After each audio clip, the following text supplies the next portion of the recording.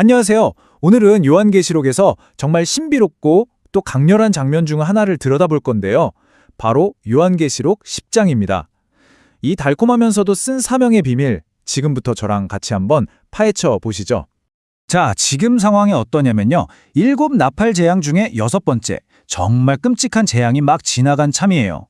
온 세상이 그야말로 혼돈과 심판으로 뒤덮여 있는데 바로 그 순간 모든 게 갑자기 딱 멈춰버립니다.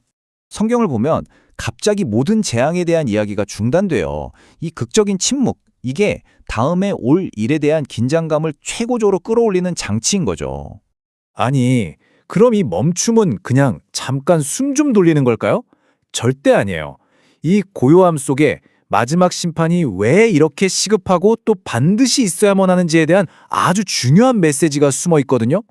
우리가 꼭 기억해야 할 게 있어요. 인류의 3분의 1이 목숨을 잃는 그런 어마어마한 재앙 속에서도 살아남은 사람들이 회개를 안 했다는 사실이에요. 마음이 너무 완고하니까 이제는 하나님의 특별한 개입이 필요하게 된 거죠. 바로 이 침묵에 대한 응답처럼 힘센 다른 천사가 나타납니다. 와, 정말 보통 존재가 아니에요. 한번 상상해 보세요. 구름으로 옷을 입고 머리 위에는 영광을 상징하는 무지개가 쫙 펼쳐져 있고 얼굴은 태양처럼 눈이 부셔서 쳐다볼 수도 없고요. 두 발은 불기둥처럼 단단하게 서 있는 그야말로 우주적인 존재가 하늘에서 내려오는 겁니다. 많은 학자들이 왜 이 천사의 모습에서 요한계시록 1장에 나오는 예수님의 모습을 떠올리는지 알 것 같죠? 근데 이 천사가 한 발은 땅에, 다른 한 발은 바다에 딱 딛고 서 있어요. 이건 굉장히 상징적인 자세입니다. 내 메시지는 어느 한 곳이 아니라 이 세상 전체 모든 사람을 향한 것이다 라고 선포하는 거나 마찬가지예요. 그리고 이 천사가 결정적인 맹세를 외칩니다. 더 이상 지체하지 않겠다.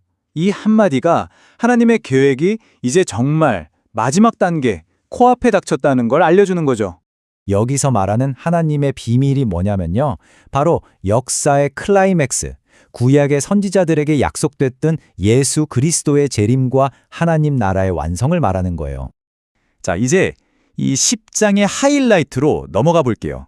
바로 작고 펴놓인 두루마리에 대한 이야기입니다. 이 두루마리가 펴놓여 있다는 게 아주 중요해요. 왜냐하면 전에는 봉인돼서 아무도 알 수 없었던 하나님의 구원 계획이 이제는 명확하게 열려서 우리에게 알려졌다는 뜻이거든요. 이건 정말 강력한 비유잖아요.